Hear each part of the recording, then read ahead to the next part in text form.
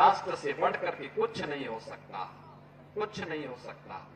और राष्ट्र तब सशक्त होगा जब हम एक रहेंगे, नेक रहेंगे, तभी नेक रहेंगे। बटेंगे तो कटेंगे। आप देख रहे हैं ना, बांग्लादेश में देख रहे हो ना, तो वो गलतियां यहां नहीं होनी चाहिए। बटेंगे तो कटेंगे, एक रहेंगे तो नेक रहेंगे, सुरक्षित रहेंगे और समृद्धि की पराकाष्ठा को पहुंचेंगे। हमें विकसित भारत की संकल्पना को साकार करने के लिए कार्य करना है। मैं एक बार फिर से राष्ट्रवीर दुर्गादास राठौर जी के इसी चरणों में कोटि कोटि नमन करते हुए, आज उनकी भव्य प्रतिमा यहां पे लगी है। राष्ट्र के प्रति समर्पण और श्रद्धा का भाव जिन्होंने अपने शौर्य और पराक्रम से दिया था, वह श्रद्धा का भाव हमारे मन में सदैव बना रहे, इस विश्वास के साथ आप सबको एक बार फिर से जन्माष्टमी की इस पावन तिथि पर हृदय से बधाई देता हूं। योगी का संदेश पहुंच गया बांग्लादेश। जी हां, योगी के संदेश को भारत के हिंदुओं ने भले ही न समझा हो, लेकिन बांग्लादेश के हिंदुओं ने जरूर समझ लिया है।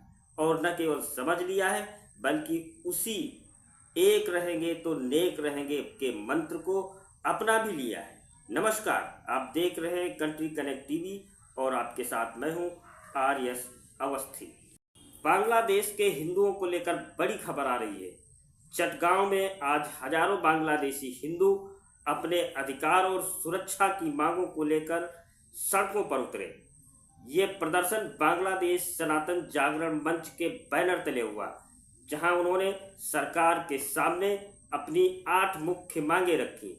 प्रदर्शनकारियों ने कहा कि अल्पसंख्यकों पर हो रहे अत्याचारों के लिए फौरन स्पीडी ट्रायल कोर्ट बनाई जाए और दोषियों को सख्त सजा दी जाए। साथ ही हिंदू पीड़ितों को मुआवजा और पुनर्वास सुविधा मिले ताकि वह अपनी जिंदगी फिर से शुरू कर सकें। उनकी मांगों में अल्पसंख्यक सुरक्षा कानून को तुरंत लागू करने पर जोर दिया गया।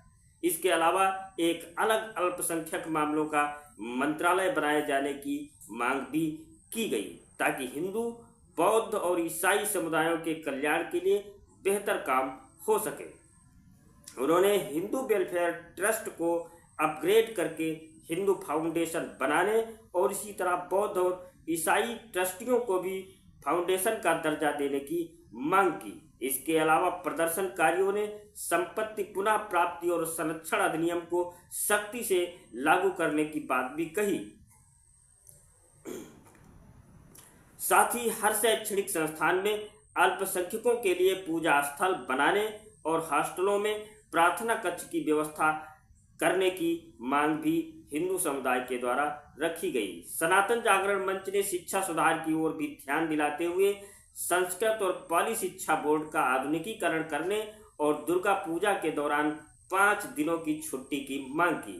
मंच का कहना है कि हर बार बांग्लादेश में सरकार बदलने पर अल्पसंख्यक हिंदू समुदाय पर हमले बढ़ जाते हैं, जिससे उनका जीना मुश्किल हो जाता है। सनातन जागरण मंच ने चेतावनी दी है कि अगर इन मांगों को जल्द पूरा नहीं किया गया तो वह ढाका में इकट्ठा होकर बड़े पैमाने पर प्रदर्शन करेंगे।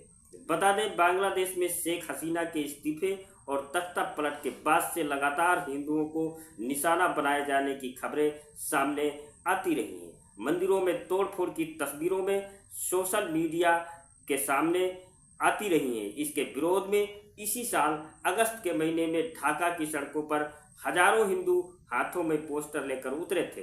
तब भी उन्होंने नारेबाजी करते हुए शांति की अपील की थी।